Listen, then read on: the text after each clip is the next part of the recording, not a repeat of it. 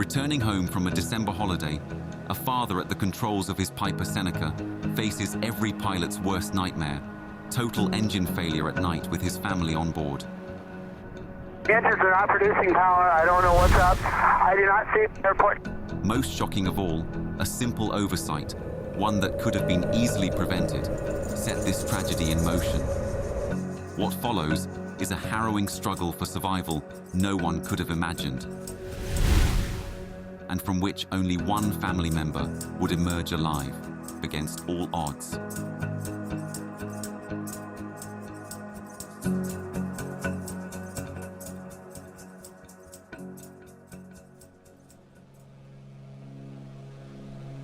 It's a beautiful Friday morning, January 2nd, 2015, just before noon.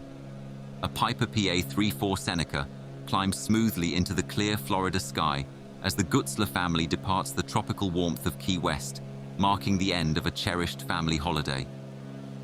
After days spent escaping the cold, grey Midwestern winter, they now carry home the joyful memories of their island getaway, eager to return to their hometown of Nashville, Illinois, nearly 1,000 miles away.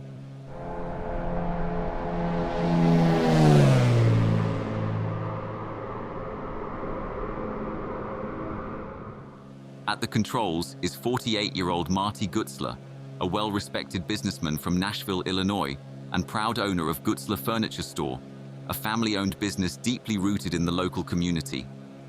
A devoted and passionate aviator, Marty holds a commercial pilot certificate with ratings for single and multi-engine land, an instrument rating, and a flight instructor certificate. Over the course of his flying career, Marty has accumulated 2,300 total flight hours. However, his experience in the Piper Seneca is limited, with just over 14 hours logged in the aircraft since April 2014. Marty typically flies his Piper PA-31 Chieftain, but with that airplane undergoing maintenance, he turned to the Seneca for this trip, a capable aircraft, though far less familiar than his usual ride. Marty is joined on this flight by his 46-year-old wife, Kimberly, affectionately known as Kim. Together, they've built a close-knit life in their hometown of Nashville, Illinois, rooted in family and community. Traveling with them are their two daughters, 9-year-old Piper and 7-year-old Sailor, along with their 14-year-old niece, Sierra Wilder. None of them could have known that this would be their final journey together, and that tragically, only one of them would survive what lay ahead. With a VFR flight plan filed for their homeward journey, the Piper Seneca, registration November 81291, departed Key West International Airport at 11:45 a.m. on this Friday morning, embarking on the first leg of its journey, a 376 nautical mile flight to Tallahassee Regional Airport, with an estimated flight time of 2 hours and 40 minutes. The plan is to refuel in Tallahassee before continuing toward their final destination, Mount Vernon Airport, Illinois, another 520 nautical miles away, with an estimated en route time of 3 hours and 12 minutes. Their intended arrival at Mount Vernon is scheduled for just after 6 p.m., by which time darkness will have already fallen at this time of the year across the region. Roughly 2 hours and 40 minutes after departing Key West, November 81291 touches down at Tallahassee Regional Airport at approximately 2:25 p.m.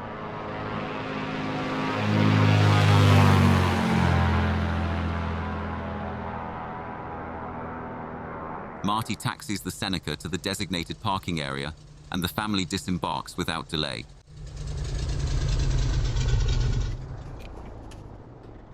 Staying mindful of their schedule, Marty confirms the fuel order and carefully carries out a thorough pre-flight inspection, ensuring the aircraft is fully prepared for the next leg of their journey. With preparations complete, he files an IFR flight plan for their final stretch to Mount Vernon Airport and initiates the startup procedure, readying the aircraft for departure. Shortly after 3 p.m., November 81291 lifts off from Tallahassee Regional Airport, climbing steadily on a north-northwesterly course toward Illinois.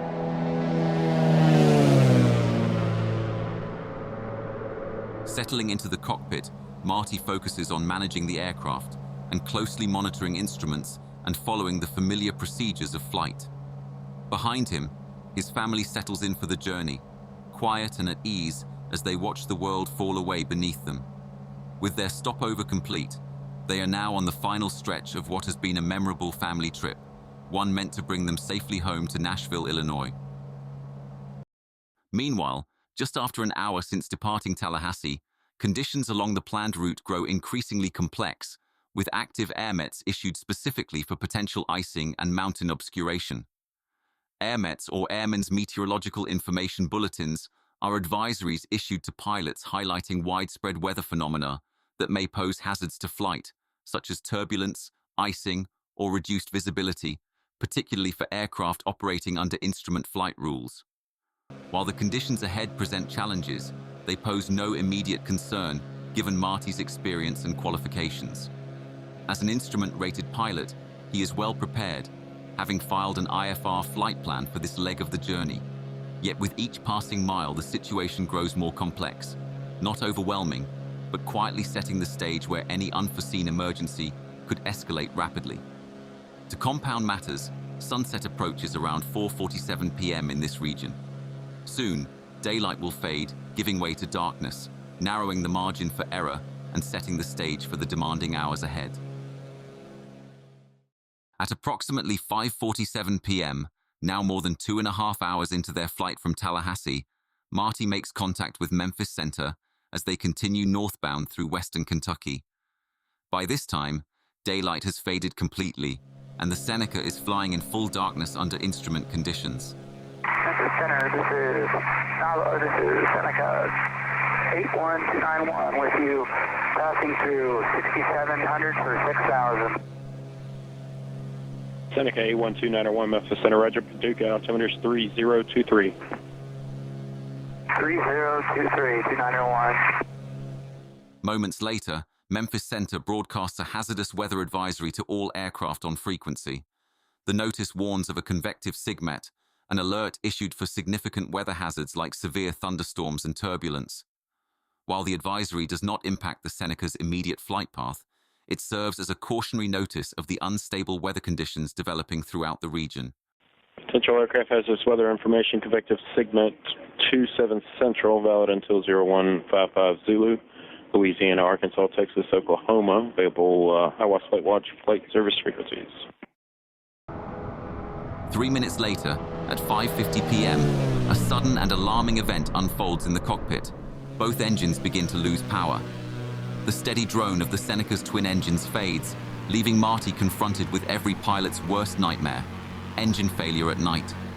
Quickly assessing the situation, he immediately begins troubleshooting the problem while reaching out to air traffic control for assistance, fully aware that time is now a critical factor. Hello, this is 2901. I have got problems. I need to go to the nearest VFR airport. I'm out. Seneca 291, Memphis, I caught a little bit of that. You said you were having problems? Seems like I lost both. Seneca 2901, you're cutting out. Mike 34 Airport, Gilbertville, Kentucky. Mike 34 is 11 miles to the west. Marty's initial emergency call comes through partially garbled, but Memphis Center quickly grasps the severity of the situation. Marty confirms he's lost both engines, prompting the controller to suggest Kentucky Dam State Park Airport, identified by its FAA code Mike 34, located approximately 11 miles west of the Seneca, near Gilbertsville, Kentucky. As the situation rapidly escalates, radio transmissions begin breaking up, making coordination increasingly difficult and adding to the growing urgency. November 291, Memphis. I see it. Okay, I don't know what the hell's going on. November 291, you're still breaking up. Mike 34 is about 12 miles west of your position right now. After receiving no immediate response from November 81291, the controller calls again, requesting clarification on the nature of the emergency. This time, Marty replies, revealing the full extent of the crisis unfolding in the cockpit. 81291, Memphis, what's the nature of your emergency? I don't know what's wrong. Both my mags went out. Both engines are malfunctioning. Everything's forward. It was running perfect. I I have fuel. I just don't know. The right engine is out. November 81291 register. How many persons on board? I have 5 on board, and I see the airport. I'm getting on my best glide speed here. November 81291 register, and it is Mike 34. That's Mike 34, 10 miles in front of you, and you are cleared for a visual approach. You said you do have it in sight, correct? Despite briefly catching sight of the airport, the Gutzler family's situation continues to deteriorate. With both engines failing to produce power, the Seneca is reduced to little more than a glider, handicapped by a modest glide ratio of roughly 9-1. Below them, the darkness reveals only scattered pockets of light from developed areas, surrounded by vast, featureless voids, offering no indication of what hazards lie hidden on the ground. Attempting an off-field landing under such conditions is perilous, with unseen threats like trees, water, or power lines lurking in the shadows. Fully aware of the stakes, Marty requests the airport frequency, clinging to the fading hope of reaching the runway as Memphis Center works urgently to assist. November 81291 Memphis. Can you hear me? 81291. Yes, sir, I got you. What's your status right now? The engines are not producing power. I don't know what's up. I do not see the airport. Can you tell me the frequency of the airport? Yes, sir, stand by. It's 123.0. 123.0. As the powerless Seneca continues its descent, Marty makes one final, desperate call to Memphis Center, his voice reflecting the gravity of the moment and the impossible task before him. Is there anything that's suitable landing area? No, sir, that is the closest airport that's going to be to you. Memphis Center has no better answer. There are no alternatives, no hidden runways waiting in the dark, only silence and the growing realization that time and options have run out.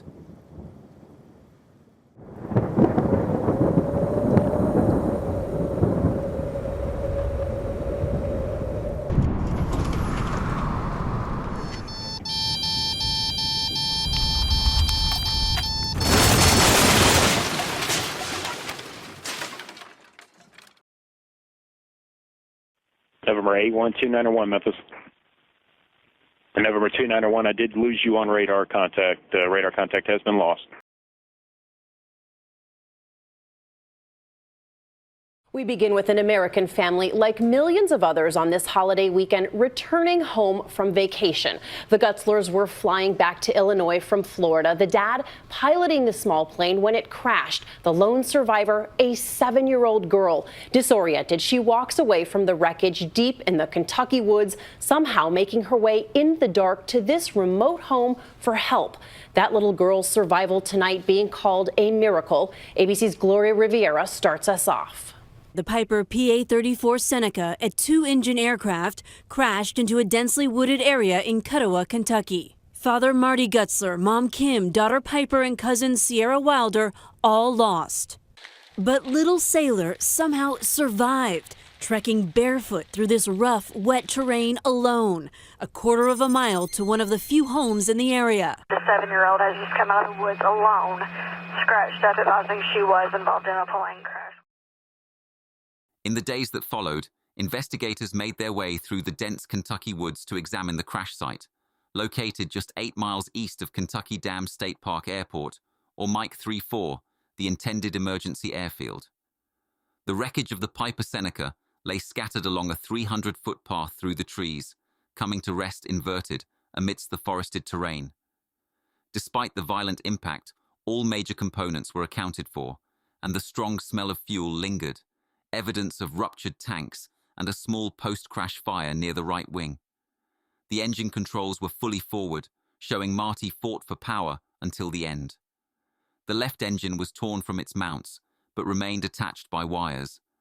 The right engine stayed intact and later ran normally in testing. Both propellers showed similar damage, neither feathered, clear signs of a sudden power loss with no time to prepare. In the end, the wreckage told a heartbreaking story, not of mechanical failure, but of a pilot battling an impossible situation in the dark, with little warning and no way out.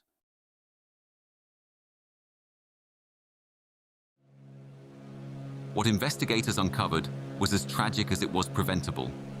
The NTSB found no evidence of mechanical failure, no blocked fuel lines, and no engine malfunctions that could explain the loss of power.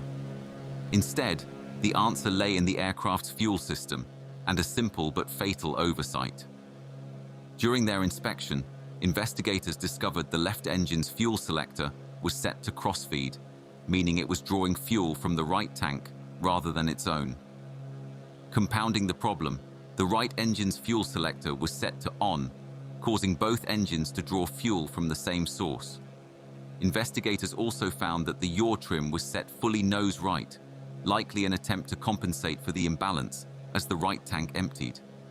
Performance calculations confirmed that if flown this way, the right tank would have run dry around the time Marty first reported engine trouble.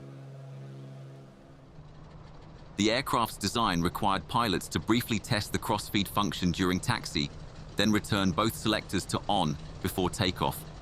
However, GPS data revealed that after refueling in Tallahassee, Marty taxied directly from the ramp to the runway and took off in less than 3 minutes, leaving little time to perform a complete engine run-up or checklist review. Investigators believe this short time frame makes it unlikely that Marty performed a complete engine run-up before takeoff, which was the critical step where the fuel selector should have been returned from crossfeed to on. The Seneca climbed out of Tallahassee and flew for nearly 3 hours, slowly draining fuel from the right tank while the left remained untouched. In the end, the right tank ran dry. With no fuel left to burn, both engines failed almost simultaneously, leaving Marty and his family with no time, no altitude, and nowhere to go.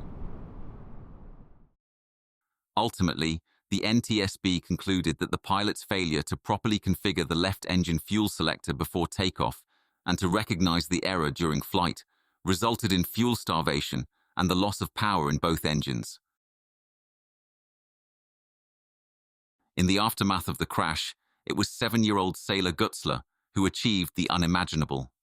Injured, disoriented, and utterly alone, she summoned a strength far beyond her years, pulling herself from the wreckage and navigating barefoot through the dark, freezing woods until she found help.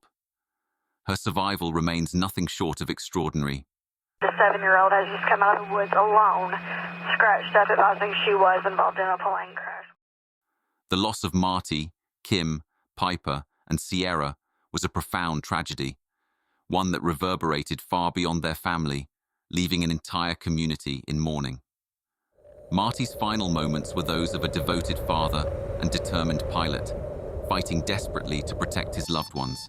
Is there anything that's a suitable landing area? Yet, in the end, a simple but fatal oversight set this tragedy in motion, a sobering reminder of how even the smallest lapses in judgment can yield irreversible and devastating consequences.